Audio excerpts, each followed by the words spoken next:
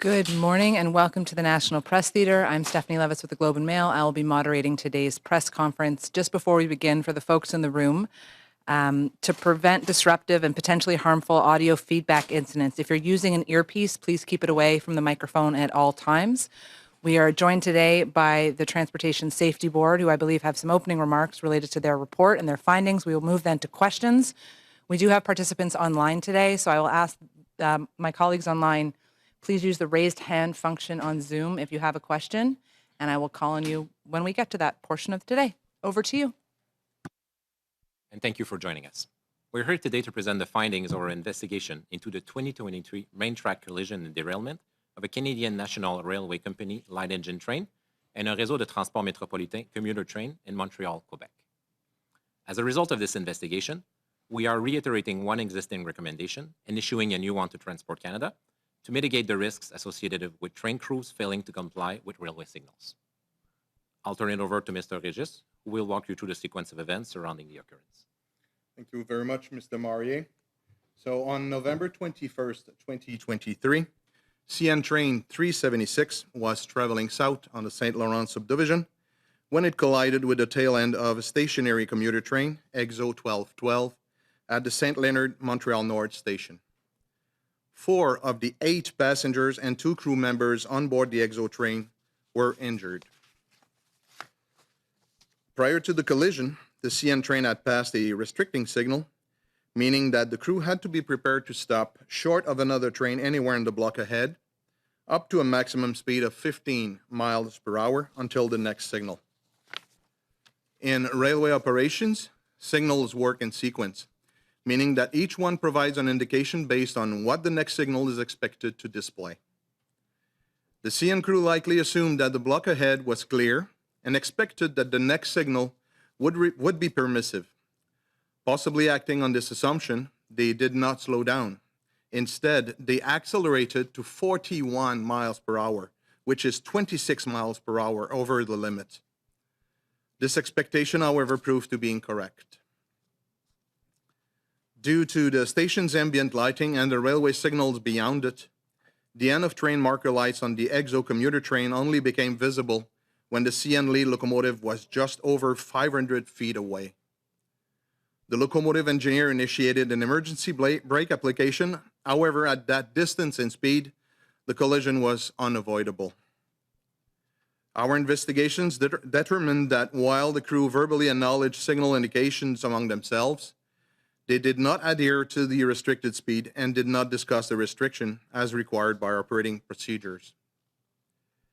When TSB investigators reviewed the locomotive voice and video recorder, they found that both cameras inside the cab had been intentionally obstructed by sheets of paper. This hindered the ability to fully analyze what was happening inside the cab before the collision.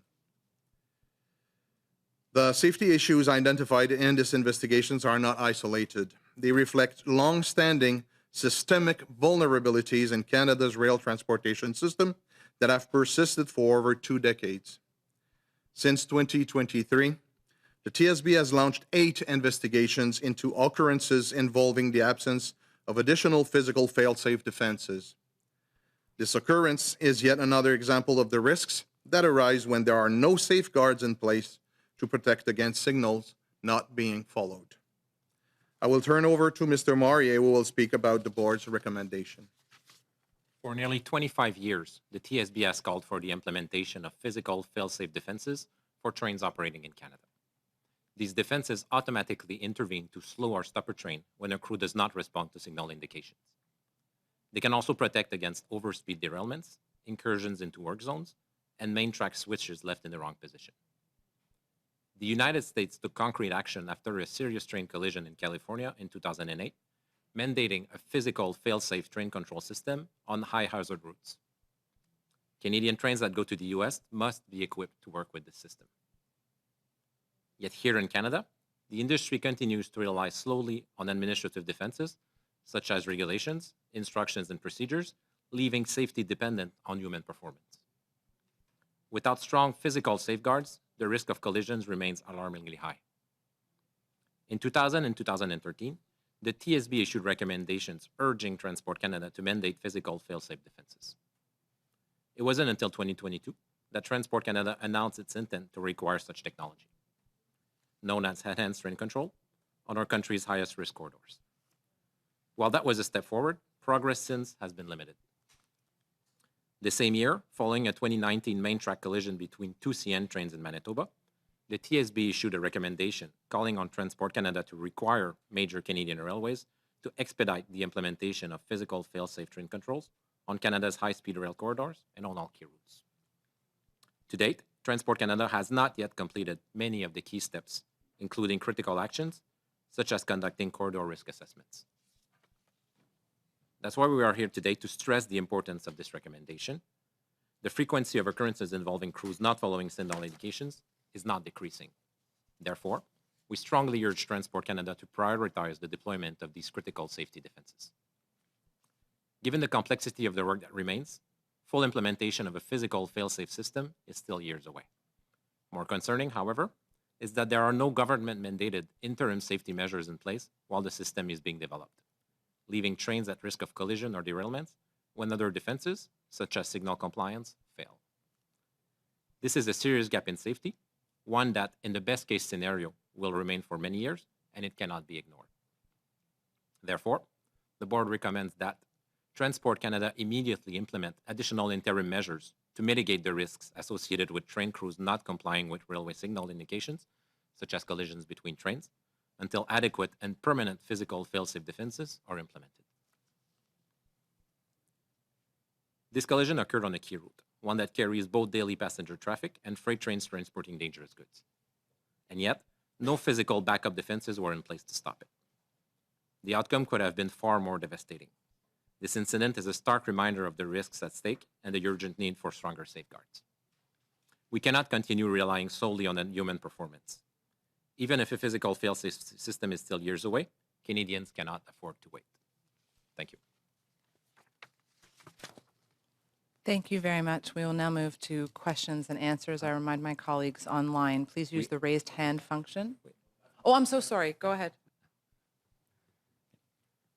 Bonjour à tous et merci de vous joindre à nous. Nous sommes ici aujourd'hui pour présenter les faits établis de notre enquête sur la collision et le déraillement en voie principale entre un mouvement haut-le-pied de la Compagnie des chemins de fer nationaux et un train de banlieue du réseau de transport métropolitain survenu en 2023 à Montréal. À la suite de cette enquête, nous réitérons une recommandation existante et nous émettons une nouvelle recommandation demandant à Transport Canada d'atténuer les risques associés aux équipes de train qui ne respectent pas les signaux ferroviaires. Je cède maintenant la parole à M. Régis qui vous relatera l'événement. Merci beaucoup, M. Marier. Donc, le 21 novembre 2023, le train 376 du CN circulait en direction sud sur la subdivision de Saint-Laurent lorsqu'il a percuté la queue d'un train de banlieue immobilisé, le train EXO 1212, à la gare de Saint-Léonard, Montréal-Nord. 4 des 8 passagers ainsi que 2 membres de l'équipe à bord du train de banlieue d'EXO ont été blessés. Avant la collision, le train du CN avait franchi un signal de marche à vue qui signifie que l'équipe devait être prête à arrêter pour un autre train dans le canton et limiter sa vitesse à 15 000 à l'heure jusqu'au signal suivant. Dans les opérations ferroviaires, les signaux fonctionnent en séquence, ce qui signifie que chaque signal donne une indication fondée sur ce que le signal suivant devrait afficher. L'équipe du CN a probablement présumé que le canton dans lequel il entrait était libre et s'attendait à ce que le prochain signal soit permissif. En se fondant, on suppose, sur cette présomption, l'équipe n'a pas ralenti. Elle a plutôt accéléré jusqu'à 41 000 à l'heure, soit 26 000 à l'heure au-dessus de la limite. Toutefois, ces attentes se sont avérées erronées. En raison de l'éclairage ambiant de la gare et des signaux ferroviaires qui se trouvaient au-delà de celle-ci, les signaux de queue du train de banlieue EXO ne sont devenus visibles que lorsque la locomotive menante du CN ne s'en trouvait plus qu'à quelques 500 pieds. Le mécanicien de locomotive a effectué un freinage d'urgence. Toutefois, à cette distance et à cette vitesse, la collision était inévitable. Notre enquête a permis de déterminer que même si les membres de l'équipe s'étaient annoncé les indications de signal entre eux, ils n'avaient pas respecté la limite de vitesse et n'avaient pas discuté de la restriction comme l'exigent les procédures d'exploitation. Lorsque les enquêteurs du BST ont examiné l'enregistreur audio et vidéo de la locomotive, ils ont constaté que les 2 caméras à l'intérieur de la cabine avaient été intentionnellement obstruées par des feuilles de papier. Cela a nui à la capacité d'analyser pleinement ce qui se passait à l'intérieur de la cabine avant la collision. Les enjeux de sécurité relevés dans cette enquête ne sont pas isolés. Ils reflètent des vulnérabilités systémiques qui existent depuis longtemps dans le système de transport ferroviaire canadien et qui persistent depuis plus de 2 décennies. Depuis 2023, le BST a lancé 8 enquêtes sur des événements dans lesquels l'absence de protection physique à sécurité intégrée supplémentaire a été un facteur. Le présent événement constitue un autre exemple des risques encourus lorsqu'on ne prend aucune mesure pour protéger contre le non-respect des signaux. Je cède maintenant la place à M. Marier qui parlera de la recommandation du Bureau. Depuis près de 25 ans, le BST demande la mise en œuvre de moyens de défense physique à sécurité intégrée pour les trains exploités au Canada. Ces défenses interviennent automatiquement pour ralentir ou arrêter un train lorsqu'une équipe ne réagit pas à une indication de signal. Ils peuvent également prévenir les déraillements dus à un excès de vitesse, les incursions dans les zones de travaux et le franchissement d'aiguillages en voie principale mal orientée. Les États-Unis ont pris des mesures concrètes après une grave collision de train en 2008 en exigeant un système de commande de train physique à sécurité intégrée sur les routes où le danger est élevé. Les trains canadiens qui vont aux États-Unis doivent être équipés de manière à pouvoir fonctionner avec ce système. Pourtant, ici au Canada, l'industrie continue de compter exclusivement sur des moyens de défense administratifs, comme des règlements, des instructions et des procédures, ce qui fait en sorte que la sécurité dépend de la performance humaine. Sans de solides moyens de défense physique, le risque de collision demeure élevé et alarmant. En 2000 et en 2013, le BST a émis des recommandations demandant à Transport Canada d'exiger des protections physiques à sécurité intégrée. Ce n'est qu'en 2022 que Transport Canada a annoncé son intention d'exiger cette technologie, appelée commande de train améliorée, dans les corridors les plus à risque du pays. Même s'il s'agit d'un pas dans la bonne direction, les progrès depuis ont été limités. La même année, à la suite d'une collision en voie principale survenue en 2019 entre 2 trains du CN au Manitoba, le BST a formulé une recommandation demandant au ministère des Transports d'obliger les grands transporteurs ferroviaires à accélérer la mise en œuvre de méthodes physiques de commande de train à sécurité intégrée dans les corridors ferroviaires à grande vitesse du Canada et surtout les itinéraires clés. À ce jour, Transport Canada n'a pas encore achevé bon nombre des principales étapes, notamment des mesures essentielles comme l'exécution d'évaluation des risques sur les corridors. C'est pourquoi nous sommes ici aujourd'hui pour souligner l'importance de cette recommandation. La fréquence des événements dans lesquels des équipes n'ont pas respecté les signaux ferroviaires ne diminue pas. Par conséquent, nous exhortons Transport Canada à prioriser le déploiement de ces moyens de défense essentiels.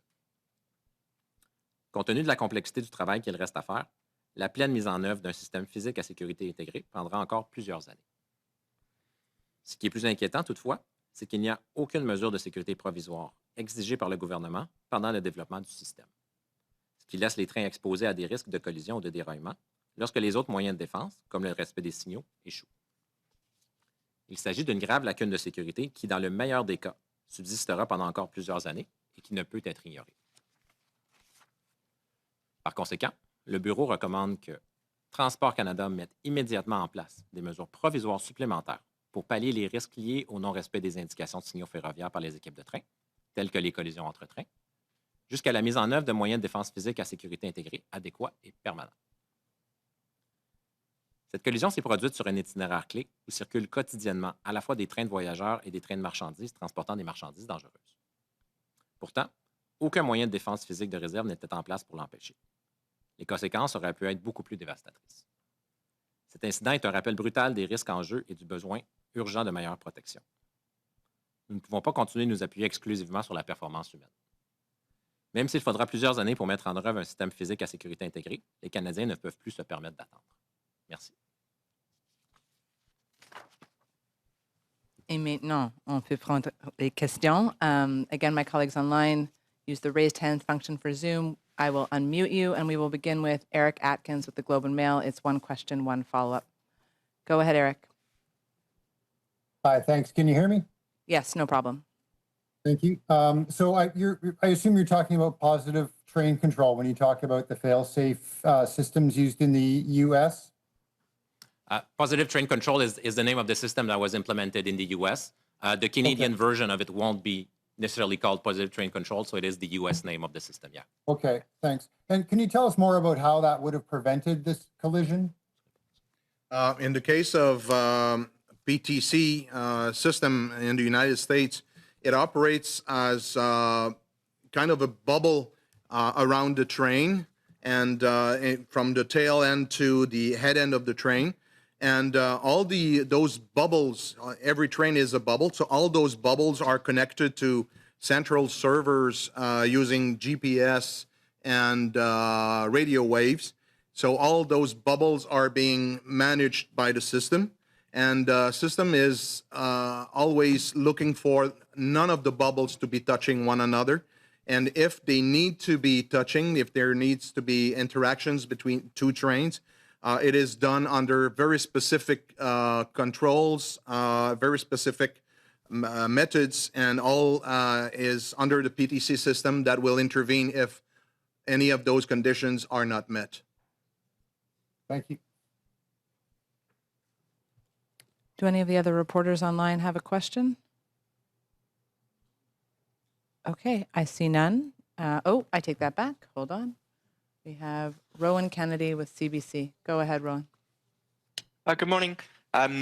You mentioned that there were sheets of paper that were covering cameras inside of the conductor's cabin. Can you give us more details? Can you give me a sense of maybe why that is? Was there any investigation into that? Do you understand why they did that? We found the camera system inside the locomotive, the CN locomotive, had been tampered with. So yes, there was sheets of paper put underneath the camera, so they were rendered ineffective. The microphones, though, were still working, so we got to hear the conversations inside the locomotive cabin. We cannot say actually this is the crew that put those sheets of paper in place. It might have been there for quite a while. The system automatically goes into a loop each and every 48 hours. So, the LVVR system, the locomotive voice and video recorder, has been challenged right now by the industry, mainly by the unions. This is the first time we've seen this event took place, though. I know that Transport Canada has confirmed they've been doing a lot of inspections in those LVVR systems since their inception in September 2022. And this was the first occurrence where those cameras have been tampered with. Just to add, just to give a bit of background, so the LVVR, so the locomotive voice and video recorders, is a system that is fairly recent in Canada. They have started being implemented in the locomotive just a few years ago, so it's still fairly recent. Just give a bit of background.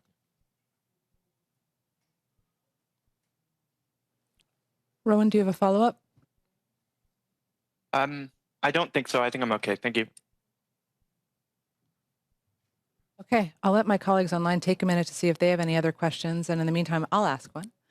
But on a broader topic, I wonder if you could talk at all about, do you have any concerns about the transportation safety in Canada as it relates to the changes the Americans are making? The U.S., the Trump administration wants to roll back a lot of regulations, a lot of different oversight. I mean, we must have a very interconnected transport system. Does that give you any pause? Well, so you're right. The railway system across Canada and the U.S. are very much integrated, which is why, we were happy to see that the U.S. have implemented positive train control on their network. It is a positive thing that they did on their side that we don't currently have in Canada. So, we would very much like the regulator, Transport Canada, in our case, to move ahead and implement not necessarily the U.S. version of it, but at least a type of system that has equivalent defenses to protect against trains. So, of course, for us in Canada, the approach is not to roll back regulations; it's to add additional layer of defenses to protect against these types of occurrences. But just, more broadly, as you watch the Trump administration they just seem so focused on rolling back regulation for airlines, for shipping, does that give us pause? Can we rely now still on our American counterparts when they're bringing things into our country to keep our roads and railways and ports and all of these things safe? Mm-hmm. Well, at the TSB, we focus on the Canadian situation. So, we identify the risks and the safety deficiencies from the Canadian perspective.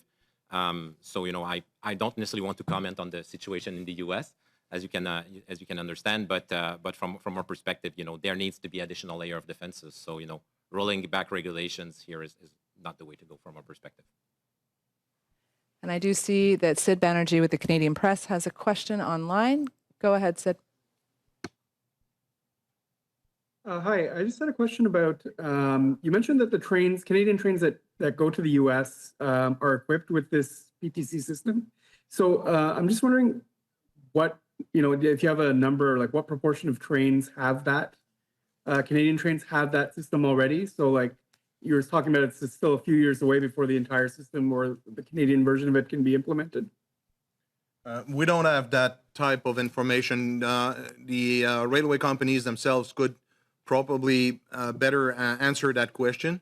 But we know that all mainline trains are susceptible to go between the two countries. So my educated guess would be the vast majority of those locomotives are equipped with a PTC system.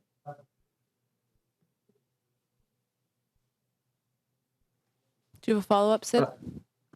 Yeah, just so in that case, why will it take, if these trains are already equipped with this system, but you were saying that the system that we're developing in Canada would not necessarily be exactly the same as the one in the US, correct?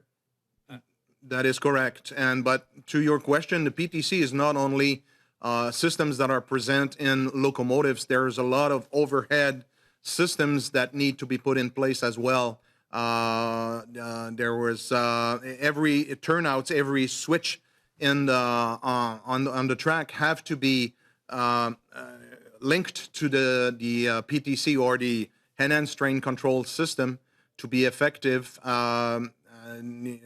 There's a lot of things that have to be put in place on top of the locomotives for PTC or enhanced train control to be effective. Yeah, and even if Transport Canada went ahead and decided to start, implementing PTC or the Canadian equivalent of it, tomorrow, we would still be many years away before the system is fully operational, which, is why we're coming out today with the recommendation to have interim measures in place until the system is fully operational, because it is going to take a number of years before it is operational. So we need something to fix the safety deficiencies while this is being put in place. And for a last round, we'll go back to Eric Atkins. Go ahead, Eric. Thank you. What interim measures would you like to see in place before PTC is ever implemented? Mm-hmm. Well, there are a number of options that can be put in place by the regulator and or the industry.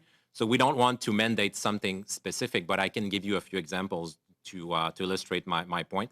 So technology in recent years, especially GPS location technology, has become very affordable, very accessible.